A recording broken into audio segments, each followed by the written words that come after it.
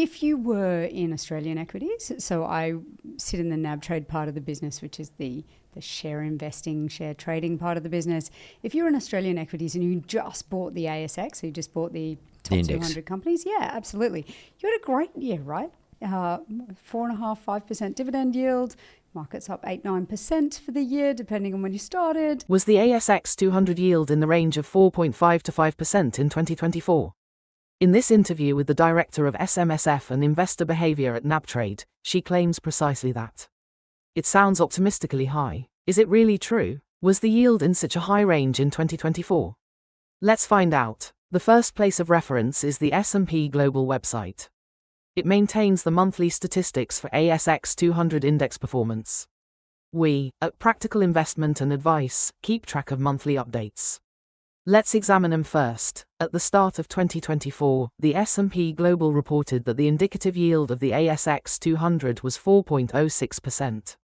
In January 2025, on the other hand, the S&P Global reported that the indicative yield dropped to 3.84%. The 3.84% yield is substantial, but still lower than the 4.5% lower estimate of the NabTrade. How else can we estimate the index yield? How about a practical approach? A typical investor cannot invest in the ASX 200 index directly. Instead, they can buy an ETF that tracks the index. Let's estimate how much such an ETF yielded in 2024. Take BetaShares A200 ETF.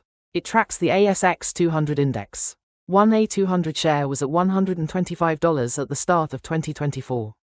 During the course of 2024, the A200 ETF paid 4 quarterly dividends, and the amounts were $1.09 in March quarter, 90 cents in June quarter, $1.25 in September quarter, and, finally, $1.38 in December quarter. The total dividend payout added up to $4.62. If an investor bought the shares in A200 ETF in January 2024 at $125 a share, their total yield turned out to be 3.7%. If you wonder why it is lower than the yield estimated by S&P Global, then the answer is the BetaShares management fees. Fees or not, it is still lower than NabTrade estimate. What are we missing? Our viewers may argue that Australian investors also receive the franking tax credits. If you don't know what the franking is, subscribe to our channel where we explain it in the simplest possible terms. In the meantime, let's add the credits to our calculations. According to the A200 website, the average ASX 200 franking is at 74%.